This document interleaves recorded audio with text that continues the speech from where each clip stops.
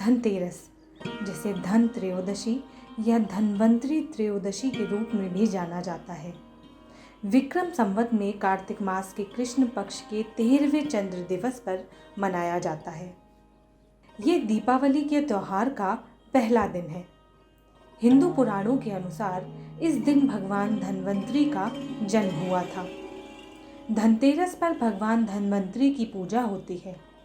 भगवान धन्वंतरी समुद्र मंथन के दौरान समुद्र से उत्पन्न हुए। उनके एक हाथ में अमृत से भरा कलश था, तो दूसरे हाथ में आयुर्वेद का पवित्र ग्रंथ था। वे आयुर्वेद के देवता हैं, जिन्होंने मानव जाति की भलाई के लिए संसार को आयुर्वेद का ज्ञान दिया था और बीमारी के कष्ट से छुटकारा पाने में संसार की मदद की। धन्वंतरी को देवताओं का वैद्य माना जाता है।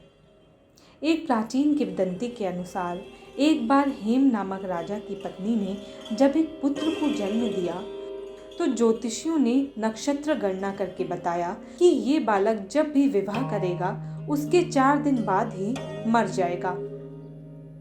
ये जानकर उस राजा ने बालक को यमुना तट की एक गुफा में ब्रह्मचारी के रूप में रखकर बड़ा किया। इसी तरह 16 वर्ष बीत गए। एक दिन जब महाराजा हंस की युवा बेटी यमुना तट पर घूम रही थी तो उस ब्रह्मचारी युवक ने मोहित होकर उससे गंधर्व विवाह कर लिया। जब राजकुमारी को उसकी कुंडली में शादी के चौथे दिन सांप के काटने से उसकी मृत्यु की भविष्यवाणी का पता चला तो पहले तो वो बहुत परेशान हुई। फिर उसने इस समस्या का हल निकलवाया, जिसके अनुसार यदि वह सारी रात जागता रहेगा तो उसे सांप के रूप यमदूत काट नहीं पाएगा।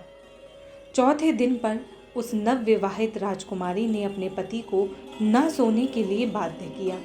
उसने शयन कक्ष के प्रवेश द्वार पर अपने सारे गहने और ढेर सारे सोने और चांदी के सिक्के बिछा दिए। सारे भवन में ढेर सारे दीपक जला दिए। फिर उसने कहानियां सुनाना प्रारंभ किया, जिससे राजकुमार को नींद न आए।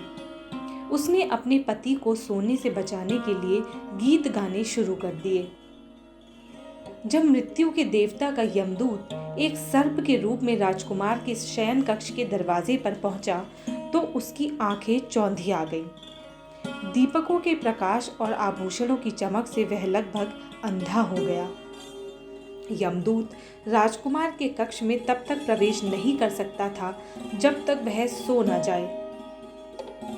इसीलिए वह सोने के सिक्कों के ढेर के ऊपर चढ़ गया और पूरी रात वहां बैठकर कहानियां और गीत सुनता रहा। इसी तरह सुबह हो गई और उसके काटने की यानी काल की घड़ी टल चुकी थी, जिसके बाद वह चुपचाप चला गया। इस प्रकार युवा राजकुमार को उसकी नई दुल्हन ने चतुराई से मौत के चंगुल से बचा लिया। वह दिन धनतेरस का ही था। तभी से ये दिन यमराज के प्रकोप से बचने के रूप में मनाया जाने लगा। भक्तों, आपको बता दें कि धनतेरस पर सायंकाल को यमदेवता के निमित्त घर की दक्षिण दिशा में दीपक जलाकर रखा जाता है। मान्यता है कि ऐसा करने से अकाल मृत्यु से सुरक्षा मिलती है और पूरा परिवार स्वस्थ रहता है।